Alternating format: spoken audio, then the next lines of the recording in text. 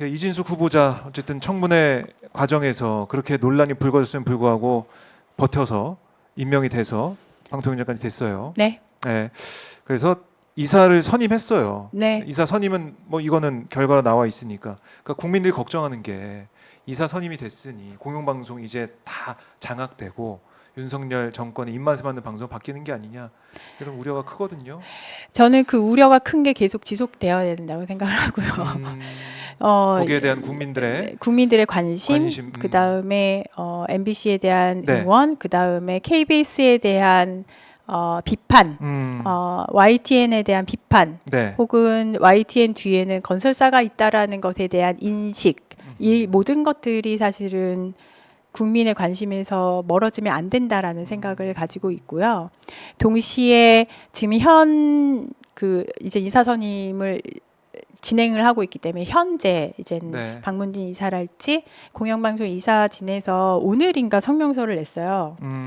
제가 그거를 프린트를 해오진 못했는데 네. 오늘 성명서를 내고 이번 인사 그 선임하는 절차 자체가 불법이다. 네. 라는 성명서를 이미 냈고 관련된 법적 조치 또한 진행을 하겠다라고 하고 있어서 이 부분은 아마 계속해서 문제가 좀 되지 않을까. 법적인 판단도 네, 받아봐야 법적인 되고. 판단이 아주 다방면으로 진행이 될 것 같아요. 네. 이유가 법과 관련해서는 또 고발장이 접수가 됐거든요. 그래서 고발장 접수, 탄핵 소추안 접수, 네. 그리고 이제는 본회의 이제 통과, 그리고 굉장히 여러 군데서 지금 고발이 벌어지고 있고 성명서가 나오고 있고 그렇게 진행 중인데. 네.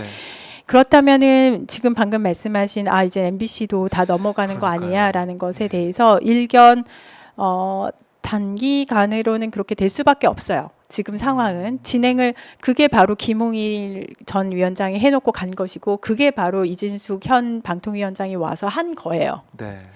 그러기 위해서 그렇게 말도 안 되는 이제는 탄핵 소추가 되는 사표 쓰고 달아나고 사표 쓰고 달아나는 일들을 하신 것이고 최선의 노력을 다해서 공영방송 장악이라는 시나리오를 착착착 진행 중이신 거고.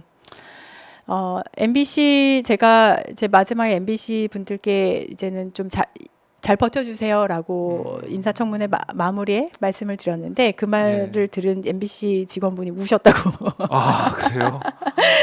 말씀을 하시는데 이걸 좀 아셨으면 좋겠어요. 이거를 국회에서는 국회의 할 일을 최대한 할 건데 거기에는 동시에 국민적인 그 관심이 반드시 있어야 되고 네. 이거를 묶어서 결국에는 국민의 매서운 눈초리는 결국에는 대통령실을 이제 바라볼 수밖에 없구나. 이 모든 게 대통령실에서 시작됐으니. 네, 그냥 용산에서 방통위의 시작됐으니. 문제만으로 둘 수 있는 뭐 여러 문제들이 있었겠죠. 하지만 그걸 넘어서 버린 것 같아요, 이젠. 그래서 대통령실은 본인이 어떤 일을 이번에 언론과 관련돼서 어떤 식으로 국민들이 받아들이고 있는지를 알고 있나 모르겠으나 대통령실의 위태로움은 점점 이제 모래 위의 성처럼 아하. 계속해서 파도는 밀려오고 그런 상황이 되고 있지 않을까. 자충수를 둔 게 아닐까 싶습니다. 오히려 지금 네. 어떻게 보면 용산이 이긴 것 같지만 그게 아닐 전혀 것이다. 그렇게 보고 있지 않습니다. 네. 사실은 돌이켜 보면 MB 때, 뭐 박근혜 때 보면은 그때도 뭐 김재철 사장 등등 해가지고 와가지고 뭐 MBC 파업하고 또 해고 당하고 네. 뭐 시용 기자 뽑고 네. 그런 일이 있었거든요. 제가 정권에 의한 방송 장악 시도는 시초가 MB라고 계속 말씀을 드리고 있어요. 그때부터 시작된 아주 나쁜 연결고리를 이제는 끊어야 될 때가 되지 않았나. 그 연결고리 시작이 사실은 최시중 방통위원장, 초대 방통위원장과 이동관, 당시 청와대에 있던 이동관, 이 두 사람의 작품이라고 저는 생각을 하고, 네. 정권은 사실 보수 정권이 알뜰살뜰하게 그 고리를 잘 써먹은 것 같긴 합니다. 그렇지만 결국에는 우리가 과거의 역사도 알겠지만은 결국 다 심판을 받았거든요. 네, 네. 국민들이 깨어 일어나서 그렇죠. 심판을 했단 말이죠. 그걸 믿고. 저는 역사는 네. 제가 이제 이공계 출신이긴 하지만 역사를 좋아하긴 합니다. 네. 역사에서 배울 수 있는 것은 그 어느 스냅샷에서만 보면은 굉장히 후퇴되는 부분이 있을지언정 네. 큰 그림에서 봤을 땐 결국엔 앞으로 나가더라. 음. 그 순간은 더 뛰기 위해서 움츠려든 개구리 같은 그런 느낌이 더 큰 것이고, 하지만 그 사이에 버티는 네. 아픔을 버텨야 되는 분들이 계셨었고 지금도 있고, 예. 그분들에게 힘을 드릴 수 있는 것은 결국에는 국민이다. 국민들의 관심이다. 이렇게 말씀을 드립니다. 국회는 당연히 국회에 할 일을 할 거고요. 그렇습니다. 국회는 국회의 할 일하고 국민은 국민의 할 일을 해야 된다는 게 귀에 쏙 들어오는데요. 방송 얘기를 저희가 뭐 길게 했지만은 그래도 네. 방통위 통신 부분도 있고 그리고 정책적인 질문을 기초과학도 있고 예. 뭐 엄청 넓은 영역입니다. 맞아요. 네. 그래서 제가 그 청문회 현장 봤을 때는 정책적인 부분들 네. 요즘 질의를 하셨는데 이준석 네. 위원장 후보자가 제대로 답변을 못 하더라고요. 그래서 네. 답답했습니다 그때. 제가 아마 처음 질문한 게 UHD 관련된 예. 걸 거예요. UHD에 대해서는 사실은 뭐 이게 기술 자체만 가지고 있는 논란보다는 그래서 그 기술을 어떻게 디플로이 할 건데라는 정책적인 측면이 더 크거든요. 근데 지금 상태는 이도저도 아닌 상태에 되게 교착화되어 있는 상태여서 네. 그렇다면 방통위원장이 풀어야죠. 아하. 그 어떤 방향성을 가지고 밀어붙이든가 나는 이러이러해서 그 있어야죠. 소신이 네, 있어야죠. 네, 그 굉장히 하이 퀄리티 그 컨텐츠를 전 국민이 볼 수 있게 하겠다 이렇게 밀어붙이든가 네. 아니면 현실적으로 봤을 때 이것은 방송 쪽에서 이 주파수 지역대를 가져가는 것이 아니라 전 세계적인 흐름 쪽으로 좀 바꿔서 현실적인 단계를 밟아 나가겠다 등등 어떤 이게 방향성을 저는 질문을 드렸거든요. 무슨 기술을 물어본 게 아니에요. 방향성. 네, 방통위원장으로서 왜냐하면은 제일 나쁜 거는 결정을 안 내려주는 거예요. 리더의 제일 나쁜 것은 가든 부든 결정을 안 내려주는 게 조직원은 제일 안 좋은데 네. 그 상황이었기 때문에 물어본 거예요. 아하. 그 상황이어서 지금 빨리 여기에 대해서는 정책의 방향성을 만드셔야 됩니다. 네. 그래서 여쭤봤는데 우선 저는 UHD를 모르시는구나가 첫 번째 든 생각이었었고 그래서 좀 쉽게 이분이 OTT 관련돼서 계속 얘기를 하시길래 예. OTT의 글로벌라이제이션에 대해서 말씀을 하셔서 그래서 또 이제는 여쭤봤는데 그 또한 그래서 그 방통위의 본연의 업무의 리스트 중에 지금 바로 현안을 보면서 정책 방향성 이분한테 뭐 세세한 아주 핸즈온에서 뭔가 디테일한 것을 하라는 것이 아니라 기관의 장으로서 방향성을 좀 여쭤봤는데 너무 모르셔서 아는 거는 결국에는 그날 당일날 해놓은 이사 선임 하는 거 말고는 그거밖에는 없으셨었습니다. 네, 안타깝죠 뭐. 그러니까 방통이라는 게 이제 방송통신 융합 시대에 대비해서 네. 탄생한 이런 조직인데 지금은 조직의 그 존재 의미를 모르겠어요. 지금 이게 뭡니까? 지금 오늘도 그 여당의 최영대 간사님께서 너무 안타깝다. 예. 방통위가 식물 방통위가 된다 이런 말씀을 하셨어요. 그래서 제가 사실은 그런 말씀들을 여당에서 많이 하셔서 저는 또 그런 말씀 들으면 또 열심히 근거가 있겠지 하면서 근거 자료를 또 열심히 찾아보거든요. 네. 지난 2년 동안 소위 말해서 이번 정권이 들어오고 난 뒤에 방통위에서 한 성과는 있으면 좀 가져오셨으면 좋겠는데 없어요. 네. 없어요. 없고 이거는 사실 김홍일 전 방통위원장께도 제가 지금까지 방통위원장으로 계시면서 이루신 업적 중에 가장 기억나는 큰 업적 2가지만 말씀을 해주세요. 대답 못 하셨거든요. 지금까지도 현 정권의 하에서의 방통위는 아무 일도 안 하셨어요. 네. 지금 식물방통위가 돼서 앞으로 이게 안 돼요라고 뭐라고 떠드시기 전에 정말 지금이라도 네. 지금이라도 방통위의 구성원 다시 다 해임하시고 예.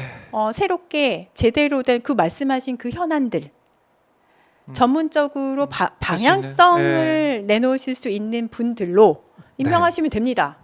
해결책은 거기에 있어요. 근데 그렇지 않고 대통령이 임명한 사람들을 보면은 방송 또 통신에 대해서 전혀 아무런 판사 출신 지향점이나 그런 게 없는 사람들이 네. 와서 일을 하겠다. 빨리 야당 방통위 상임위원 추천해라 이런 얘기만 하고 있으니. 오늘 맞아. 예. 오늘 그 회의에서 재미난 일이 있었는데 작년 3월달에 현 최민희 그 과방위 예. 위원장께서 이제는 방통위 위원으로서 그 이제 국회에서 본회의 통과까지 해서 국회 맞아요. 추천으로 갔는데 계속 임명을 안 하고 7개월 7일인가 기다리자고 자진 사퇴를 하셨잖아요. 예. 아까 그 말씀을 하시면서 어허. 이제 최영두 간사님께서 하도 여당 간사님께서 하도 아니 그러니까 야당 빨리 추천 빨리 추천해라. 해라 예. 이러니까 그러면 추천하면 대통령이 임명할 것이라고 약속해 줄 수 있냐 대답해라. 대답 못했을 것 같은데 이거 아 대답을 하셨어요. 아 하겠죠라고 하겠죠라고. 하겠죠라고 했던가 네. 한다고 했던가 아 처음에는 사족을 붙이셨어요. 아, 제대로 된 사람이가 제대로 된 뭐 그런 위원장께서 본인도 제대로 된 사람이었다. 근데 오죽하면 그런 대화가 오가겠어요. 참, 이게 참 글쎄요. 가까이서 보면 좀 비극인데 밖에 멀리서 지금 보고 있으면은 정말 이 코미디가 따로 없다 이런 생각을 할 수밖에 없습니다. 국회 상황 자체가 거의 어떤 뭐라고 해야 되지 업무의 비효율성의 극치를 지금 보고 있는 것 같습니다. 그러니까 우리 의원님께서는 기업에도 계셨고 그렇기 때문에 얼마나 이게 참 국회가 비효율적이고 말도 안 되게 돌아가고 있는 이걸 좀 개인적으로 느끼실 것 같기도 해요. 많이 느끼고 느끼고 있고요. 계세요? 물론 거기에 대해서는 네. 제가 저는 기업에서의 어떤 기업은 이런데 국회는 왜 이래라는 자세는 아니에요. 왜냐하면 그랬으면 국회를 안 왔으면 그렇죠. 됐죠. 뭐, 성격이 다른 예, 부분이 완전히 있으니까. 성격이 예. 다른 것이고 문제를 해결해 나가는 방식이 충분히 다르고 여기만의 또 문법이 있고 여기만의 네. 절차가 있어서 저는 절차에 대해서 굉장히 잘 지키는 사람이라 그 부분에 대해서는 느끼는 답답함은 별로 없는데 네. 그 효율성 측면에서 봤을 때 요러한 것은 고치면 이분들도 훨씬 더 잘할 수 있을 텐데 하는 영역들이 그냥 포인트로 보이는 것들이 있긴 하죠. 네. 그래서 저는 그런 것들은 가능하면 지양을 좀 그러니까 그렇게 스스로도 비효율을 만들어내는 어떤 그 진짜 논쟁을 위한 논쟁이랄지 이런 것들은 최소화하려고 노력을 네. 하고 있어요. 그래서 제가 문제 정의에 대해서 자꾸 얘기를 하게 되는 게 문제 그 문제의 본질을 얘기하지 아니하고 그래서 하루가 중요해 이틀이 중요해 예를 들면 그런 것보다는 그래서 문제의 본질이 우리가 그 인사 검증을 하는 것이냐 이런 것들로 좀 더 아젠다를 가져갈 수 있도록 하는 것에 대해서는 알고 네. 있으니까 계속해서 들고 오는 편이긴 합니다. 그래요. 그러니까 국민들이 이제 국회를 쭉 보고 있으면은 뭐 여당 의원들은 과연 네. 누구를 위해서 의정활동 하는 것이냐 이런 참 네. 한탄을 많이 하세요. 말씀 네. 너무 잘해주셨어요. 뭐냐면은 예, 삼권 분립이 되어 있잖아요. 그럼요. 상권 분립 돼 있습니다. 되어 있잖아요. 저희 대한민국은? 초등학교 때 네. 배우지 않아요? 그럼요. 옛날 저는 이제 국민학교 때 네, 그러면은 여당일지라도 국회잖아요. 입법부. 맞아요. 그럼 입법부는 행정부와 서로 견제할 수 있는 그런 역할을 해야 되는데 네, 지금 안타까운 것은 필리버스터도 마찬가지인데 그 국민의힘에서 여당 쪽에서 예를 들어 필리버스터도 신청해놓고 본인들이 자리를 안 지키세요. 한 명도 없었다고 하더라고요. 그래서 한순간에. 의장께서 좀 맞아요. 뭐라고 하셨던 기억이 나는데 그냥 용산에서 떨어지는 오더, 용산에서 원하는 것들의 거수기 역할을 하시는 걸로 본인들을 포지셔닝 하시는 건가? 그러면 너무 슬프잖아요. 본인들의 국회의 국회의원 입법부로서의 권한을 그냥 내려놓으시는 거라서 이번 방통위원장 임명만 해도 사실 여당 쪽에서도 네. 진짜 사실은 훌륭한 혹은 하고 싶은 방통위원장 후보들 100m는 줄 세울 수 있다고 저는 생각하거든요. 그렇죠. 네. 왜 그 여당 국회의원님들께서는 그런 것을 이젠 대통령 쪽에 행정부 쪽에 말씀을 안 하실까 네. 안타깝더라고요. 그게 이제 스스로 스스로 내려놓으시는 거라 조만간 아마 지금 조금 22대 들어서 네. 좀 어느 정도 그 상황을 보는 과정이었다라고 그냥 음. 이해를 하고 지금부터는 여당으로서의 할 일, 입법부로서의 할 일, 국회로서의 할 일을 네. 해주시기를 정말 간절히 바랍니다. 네, 뭐 동료 또 의원으로서 네, 또 이렇게 간곡한 부탁의 말씀하셨는데 이진숙 후보자 지금 뭐 탄핵 소추안이 지금 통과가 됐기 때문에 헌재 판단을 기다려봐야 되고 뭐 그 판단이 어떻게 나올지는 모르겠지만은 기다려 보는 거죠, 뭐. 네, 네. 기다려보고 왜냐하면 거기에 따라서 또 대응하면 되고. 소추안에는 명백히 방통위 설치법 위반, 그다음에 방통위법 위반, 네, 그게 다 명시가 되어 있습니다. 거기에 대한 판단을 받아보도록 하겠습니다. 자, 그리고 이제 당 얘기를 조금만 해보면 네. 조국혁신당이 지금 탄핵 추진위원회 네, 3년 너무 길다. 네, 본격 가동에 나섰습니다. 네. 지금 뭐 제보도 몇십 통씩 이제 들어와 네. 있다라는 얘기를 하고 있던데 조국혁신당에 어떻게 보면 더 이제 선명성을 가지고 앞으로 나아가는 것 같아요. 여기에 대한 생각. 조국혁신당의 4월 10날 총선 기간 동안에 당에 보내주셨던 국민들의 마음, 네. 그 민심을 받아야 된다. 그거를 음. 실제로 행동으로 옮겨야 된다라는 것은 당 내에서 당연히 너무너무 잘 알고 있었고요.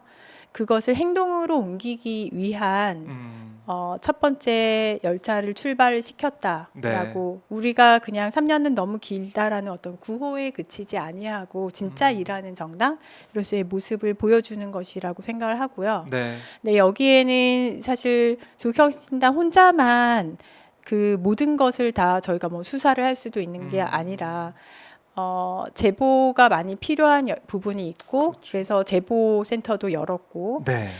3년은 너무 길다 탄추위 이 안에서는 저희 그 각 의원들 예를 저 같은 경우는 과방위에 있으면서 언론농단 부분이랄지 아니면은 뭐 이제는 의대 정원 문제도 있고 여러 가지 저희 국민들이 느끼는 3년은 너무 길어요. 네. 라는 부분들이 각각의 아이템들이 있거든요. 그렇죠.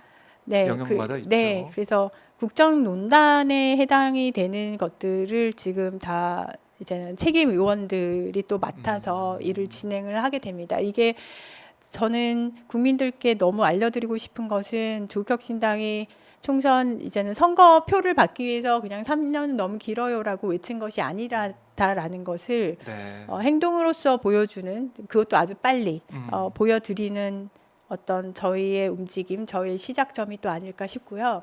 지금도 국민들은 이제는 지금 도도 아니고 3년이 뭐야라고 3개월도 3일도 너무 길어라고 예. 말씀들을 하고 계십니다. 그래서 계속 힘을 받을 것 같습니다. 네, 조국혁신당의 행동 실천하는 모습도 저희가 지켜보도록 하겠습니다. 벌써 이제 1시간이 다 지나가 버려서 사실 듣고 싶은 말씀이 더 많은데 저 AI 얘기도 해야 되는데. 그러니까요. 이 네. AI 얘기 또 듣고 네. 싶었는데 저희가 네. 다음에 또 시간 한번 좀 드려가지고 왜냐하면 네. 2차, 3차 청문회가 계속 진행이 되잖아요. 그렇죠. 청문회 네. 진행될 때마다 네. 뭐 민주당 의원이나 다른 의원들도 저희가 말씀 많이 듣겠지만 예. 조국혁신당의 시각 또 네. 이혜민 의원의 시각은 어떤지 저희가 좀 들어볼 시간을 마련하겠습니다. 감사합니다. 그때도 꼭 와주실 거죠? 네, 그때도 1시간이 넘는지도 모르고 말할 수 있도록 하겠습니다. 알겠습니다. 말씀 너무 잘 들었고 가시기 전에 그래도 시청자분들께 인사 말씀 듣고 마무리하겠습니다. 네, 이번 인사청문회를 통해서 저를 응원을 해주시는 많은 분들의 목소리, 그다음에 제보 들었습니다. 정말 감사하다는 말씀 드리고 싶고요. 이혜민 TV 구독, 좋아요, 알림 부탁드립니다. 그리고 언론뿐만 아니라 지금 현재 과학기술 쪽에서도 R&D 예산 문제랄지 아니면 AI 문제들 산적해 있습니다. 과방위 위원으로서 이 모든 것 중요하다면 절대 놓치지 않고 다 들여다보는 그런 국회의원 열심히 일을 하고 있으니까 지켜봐 주시면 감사하겠습니다. 감사합니다. 네, 의원님 오늘 말씀 잘 들었고요. 다음에 또 뵙겠습니다. 네, 고맙습니다. 고맙습니다.